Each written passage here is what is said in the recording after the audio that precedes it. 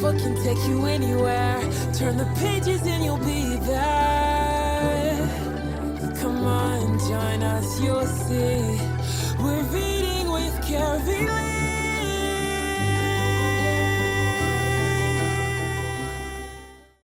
Hi, friends, and thank you for joining me for another Read with Carylee. I am so excited that you are here today. And you know what? We have another amazing author for you to enjoy. But before we get to our author, let's make sure we do some housekeeping and make sure you like, hit subscribe, and ring that notification bell because you never want to miss another author that is coming to join us. So without further ado, I'm going to introduce our next author today. This is Miss Shermaine Perry-Knights. Miss Shermaine, hi, how are you? Doing really good. Thank you for inviting me. Super excited. I even wore my shirt that says minding my book business. Oh, yes, absolutely. You know, we've got to get into our books. So we make sure that we represent at all times. So, Ms. Shermaine, where are you representing to us from today? I live in Atlanta, Georgia. So that's where I am representing today, but consider myself a world traveler and nowhere exactly is home. Okay, well, you're going to get into that a little bit with your book. I move a lot, but that's okay. And, you know, without further ado, I'm going to turn it over to you so that we could get into what this book is all about. Take it away. All right, let's get started. I move a lot, and I don't know if I'm okay with that. I'm a military brat, and that's what they call us, but I don't like that name. I'm just Grace. I'm 7 years old, and I usually tell people, as long as you don't call me brat, I'm okay with that. Our family is just my mom, my dad, and me. Our house is yellow and green with a pointy roof. We are stationed at Fort Benning. It's the name of a military base in Columbus, Georgia. Military families call it being stationed, not living somewhere. And stations change all the time. We moved here 1 year ago, and I have lots of friends. Dad always calls being stationed a new adventure, and I'm okay with that. My dad is a soldier in the Army. Today, he came home early from work. My dad hugged and kissed me on the forehead like he always does. Something was different. Dad said it was time for an adventure because he has orders. Military orders are important chores or rules given by the big boss to service members. You have to do what the big boss says to do. No whining at all, and you can't say no. Soldiers like me listen and follow directions, and that's okay. Dad says we are moving to Italia. That's how the Italians say Italy. The Army needs us to go there. I heard that it's beautiful and has lots of beaches to play on. As long as I can swim on the beaches and play, I'm okay with that. I have lots of money in a really big water bottle. It's a different kind of piggy bank.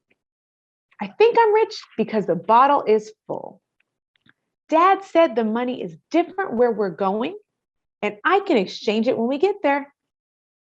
The money in Italy is called euros. I have to remember to call them euros, not dollars. As long as I am still rich, I'm okay with that. I'm getting used to the idea of moving again. Today is a big day and the movers are here. And I feel really sad. Every time we go on a new adventure, something of mine gets lost or broken.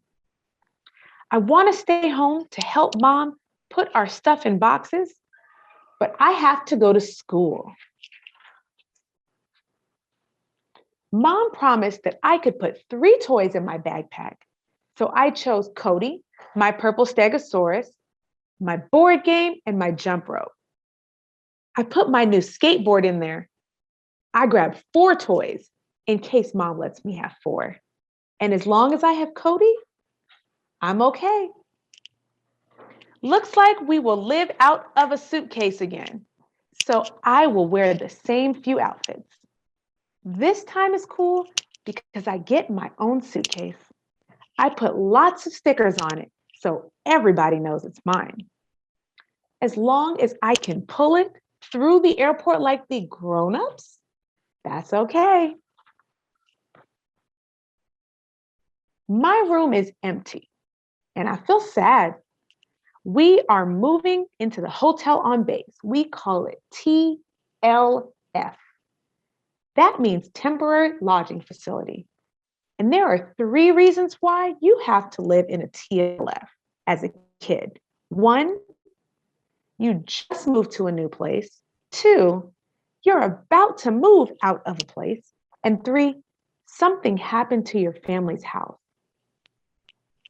TLF is brown and really long. It's our house for now until we get to Italy. Everyone uses the same kitchen to cook and wash dishes. My room is the last one at the end of the hall.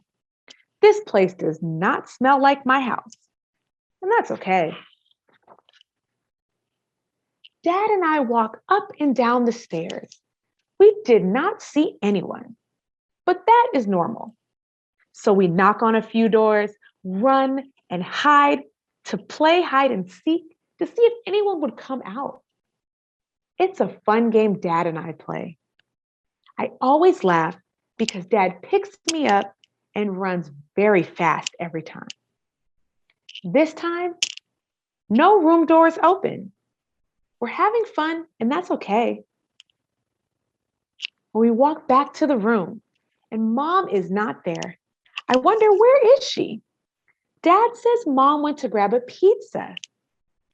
We always have pizza before a new adventure. It always makes me smile because pizza feels like home. As long as we have pizza, I'm okay with that. Mom says it's our job to help Dad on this new adventure. The Army needs me to be strong and to learn new things quickly when we PCS. That's what the military calls a permanent change of station. It means that it's time for the family to move again. When I hear PCS, I know it's time to leave our home and move again. Well, I'm a soldier too, a tiny soldier in the Army. I am tough, but all I can think about is how much I already miss this place. If this new adventure is fun, that's okay. Today is my going away party. It's my last day at school, and I'm sad. We are moving in the middle of the school year. I really like my classmates and my teacher, Mr. Mossberg. They are really nice to me. Mr. Mossberg says I can write letters to him and he will read them to the class. My mom has the school address and my teacher's first name because I don't know it. Mom walks into my class. Hi, Grace's mom, everyone says. Mom gives me a special notebook. She said I can ask each person in the class to sign the notebook. I really want to remember everyone. Sometimes when we move, I forget people, and that makes me a little sad. As long as I can write letters to my class, that's okay. My best friend Carrington is not in my class. She cannot come to my going away party. I hope to see her before we move to Italy. I usually ride my bike to school. The movers are packing my bike. So Dad is picking me up from school. He says there's a surprise waiting for me in our room. The ride home is the longest 10 minutes of my life. I run to our room door and Mom opens it before I knock. Carrington, her dad, and her mom were sitting at the table. I asked her to sign my notebook. I do not want to forget Carrington. She was my first friend here and my best friend for now. Dad said we can play outside because the hotel has a playground. As long as there's a slide, that's okay. Well, today is another big day. Mom says our flight leaves tonight at 10 o'clock. I get to stay up past my 8 o'clock bedtime. And that's okay with me. Dad calls a taxi to take us to the airport. And I hear a loud honk and Mom yells, "It's here! The cab is here." So I walk outside with my suitcase dragging behind and I wave goodbye for the last time. Traffic is really slow and we are late.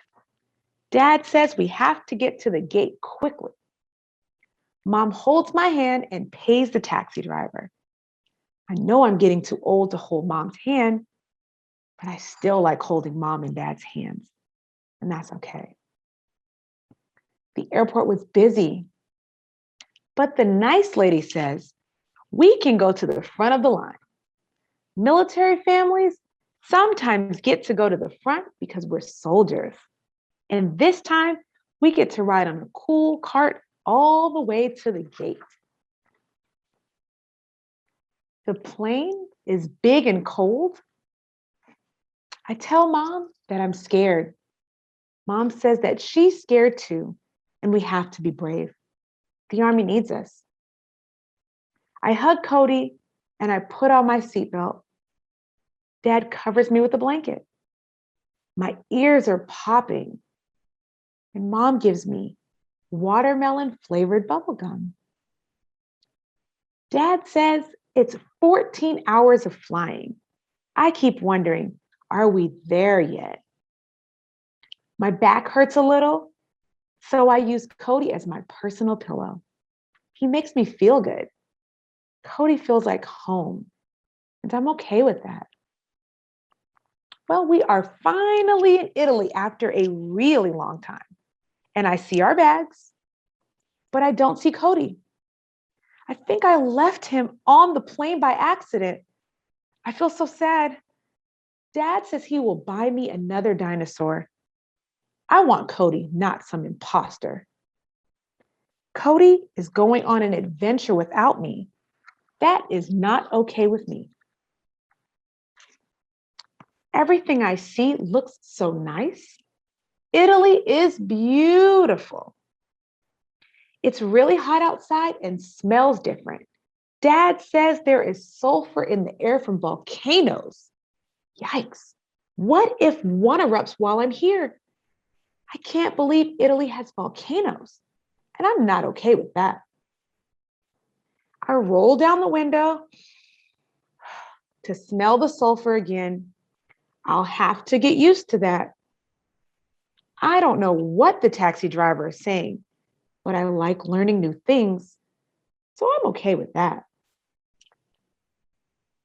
Mom says the time in Italy is 6 hours ahead of the time in Fort Benning. It's like we are in the future. I will make sure to write that in my first letter to my old class. We're back at the hotel again, and this looks just like the one I left behind. It does not feel like home yet. I'm still waiting for my bed and toys to get here.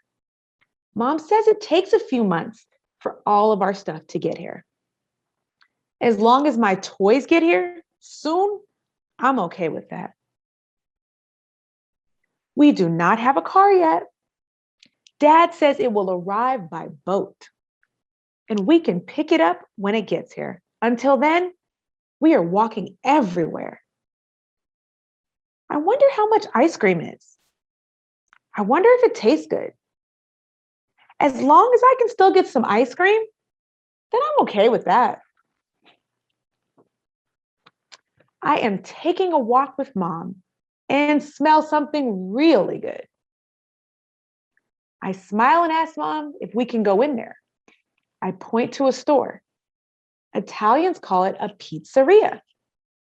I jump up and down and scream, pizza! I wonder how much it costs. Can I please have some, Mom? Yes, you can have some, but you have to ask in Italian. Remember how I taught you? I breathe deeply and I point, Scusi, quanto costa? That's how you say, excuse me, how much in Italian. Mom pays the gentleman €5. I watch the pizza man make the pizza right in front of us. I see him put it in a brick oven. This pizza is different and really good, and I'm okay with that. Today, we are walking to my new school. I rush to the bathroom to comb my hair and put on my favorite dress and sneakers. I really don't know what to expect, and that's okay. Mom says I can start school next week at Naples Elementary School. It's white with a green, pointy roof like my old school. There are so many kids here, so many new faces that I don't know. And our mascot is a dolphin. Since I love dolphins, I'm okay with that. We are meeting our sponsor, Mr. Joe. A sponsor is a friendly face that greets you and your family at your new location and is a grown-up who knows the new place really well. Mr. Joe says he'll make our adventure in Naples fun. Mr. Joe is helping us. We are moving into our new house. It's in a place called Castel Volturno, near the water, and we have a lake in our backyard. I'm so excited because I want to see my new room. I miss my toys. I miss my bike. This time the movers are bringing boxes inside, and I can't understand what they're saying. I only know a few words in Italian. There are so many boxes. I count and stop counting after 50 boxes. Mom says it's our job to look for boxes with my name on it. I find a room filled with boxes labeled Grace. I open one box and decide to jump on the bubble wrap. Jumping on bubble wrap is one of the best parts of moving, and I'm okay with that. This move is a tough one, but I'm a tough soldier. I want to tell my class all about Italy and what I've learned so far. I want to write a letter. First, I'm going outside to play. Ciao, I'm Sylvia. I live across the street, said a young girl. What's your name? Hi, io sono Grace. I move a lot, and I'm okay with that. The end. With Carylee. Well, we see that Grace moves a lot, and it's because she is a military, well, what they would call military brat. But of course, November is the month of the military child. And I'm so glad that we've been able to have you to celebrate that with, our audience, because we definitely have a lot of military families that tune in. And, this really goes to show a lot of our audience who aren't military, what some of our friends go through being a military child. So I think I can guess as to what your inspiration for writing this book was, but could you tell us, what it was for you to write this book? Of course. I think it's three things. The first is I wrote the book that I wanted as a child. Yes. Those tools didn't exist at the time. And there's this belief that kids they'll be fine. We don't need to talk to them about anything. They're just going to be fine. Mhm.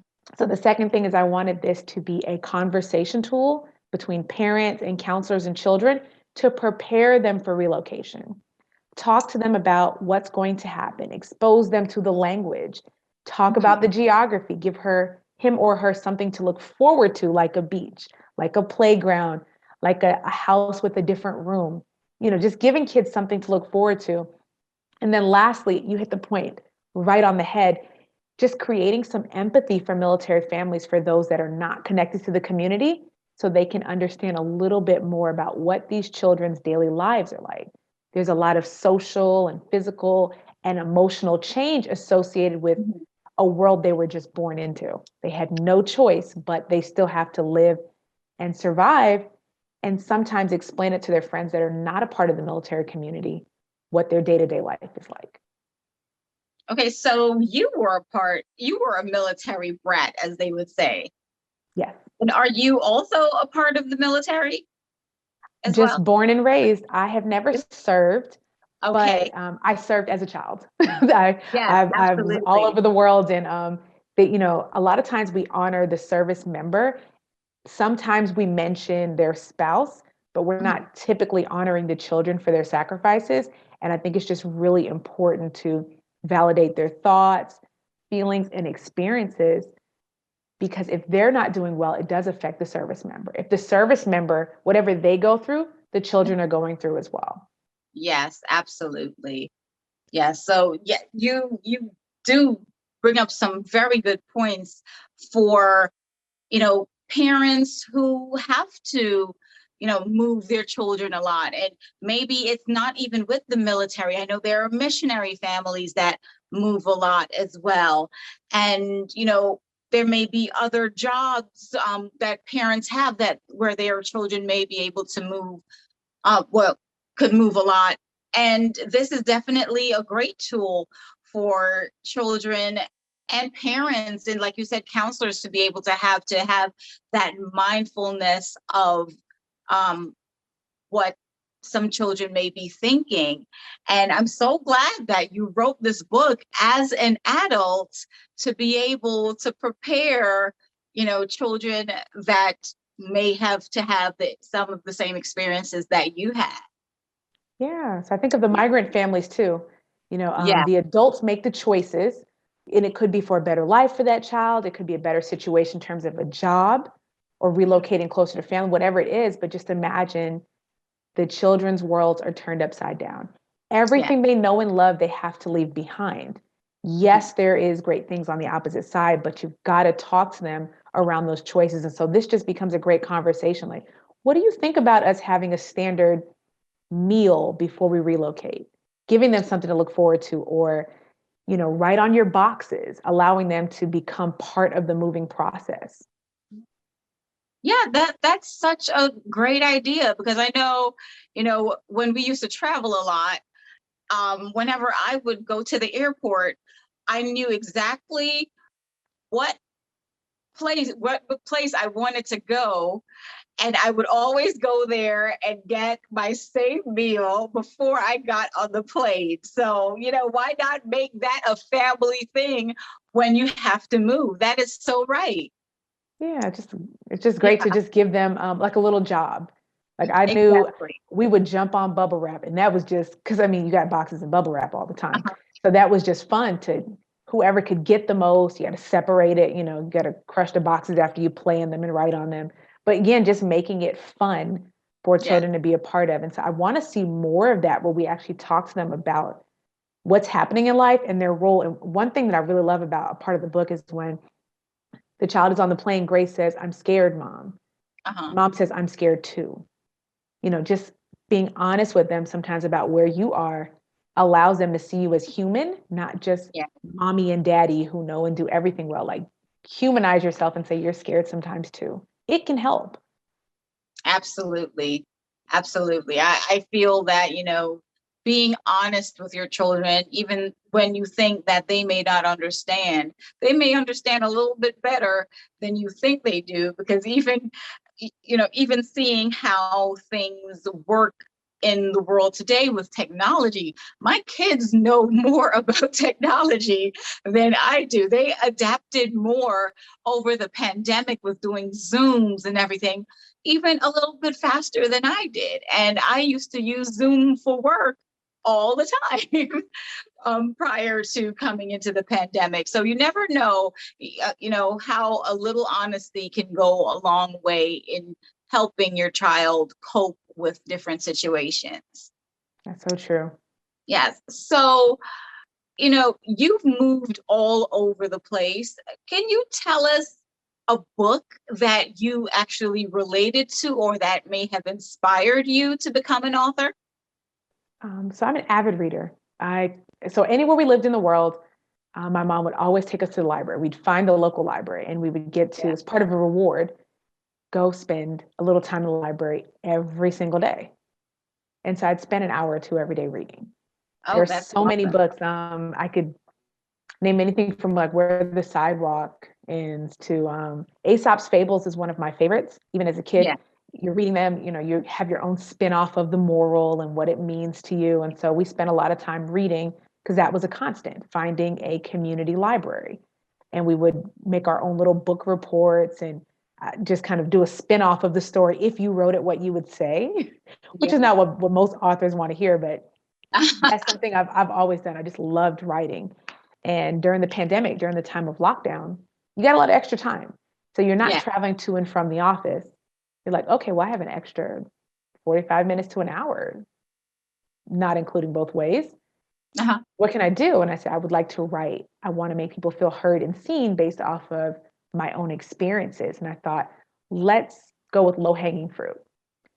People always say, wow, you've lived here, you've done, and it's very exceptional to them, but it's the normal lifestyle for me to go to these places because that was part of my world. So I'm Yes. going to start writing these stories and publishing them. And, I got some beta readers between like 7 and 10. And I was like, Uh-huh. let me know if your kid thinks this is great or if this stinks. Like, these are my Okay. two.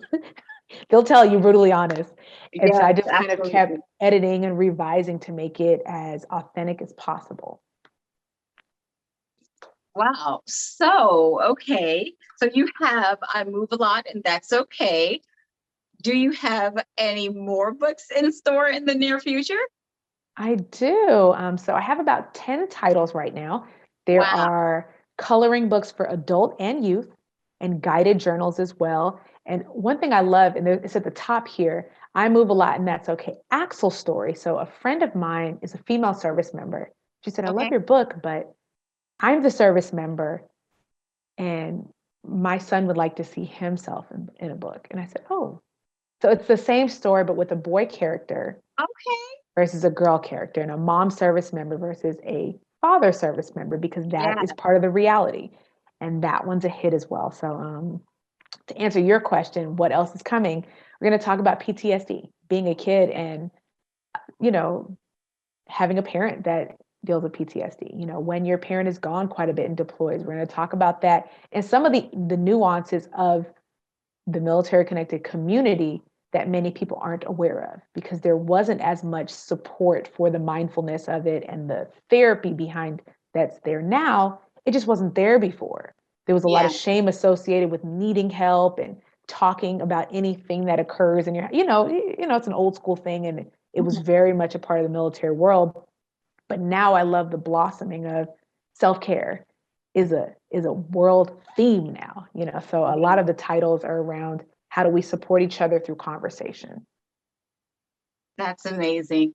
So we are definitely looking forward to more books coming from you and more books about mindfulness and about the environment that we live in. And, this is what this platform for Read with Carylee is all about. And I'm so glad that we got to share your story and hopefully we'll be able to share a lot more. Yes, I look forward to it. I love what you do with the platform, how you're making each child feel heard and seen in a Yes, book. And that's all we've ever wanted. If you hear absolutely. that from a kid, we're doing the right thing. Yes, absolutely. Well, thank you so much for joining us today, Shermaine Perry-Knights. And we will see you soon. Parents, counselors, teachers, go ahead and make sure you grab this book for, any child that may have to move around a lot, or maybe even just going and doing a big move away from their normal life that they've been living in for a year, 2 years. You never know. But we definitely need to keep our children in mind and make sure that they have the tools that they need to be able to be successful children and adults. So thanks again, Miss Shermaine. Thank you. So just one small thing. I'm going to Okay. say if they want, can I tell them where they can reach out to me? Oh, yes, absolutely. So if they will go on booksformilitaryfamilies.com, you'll be able to reach out to me. I would love to come and read to your school, to talk with your groups, just really, just like we're saying here, to build conversation around it, to really support kids through books, because it's not just a book. The book it represents a lifestyle. We can really make things better for children by allowing them to travel in a good book, to live through the characters, and to talk about their feelings in a way that are meaningful. Yes. Well, you heard it from Miss Shermaine, and we will have everything in the description below.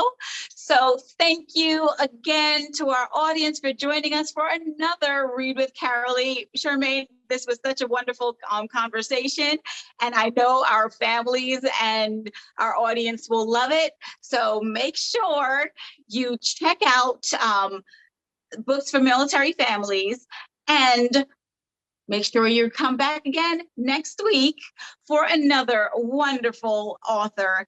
As we say goodbye for now, remember to grab a book and read. Have a great day.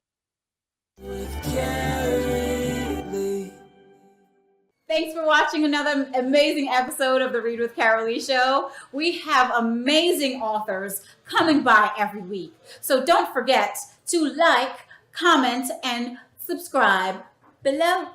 You don't want to miss a thing.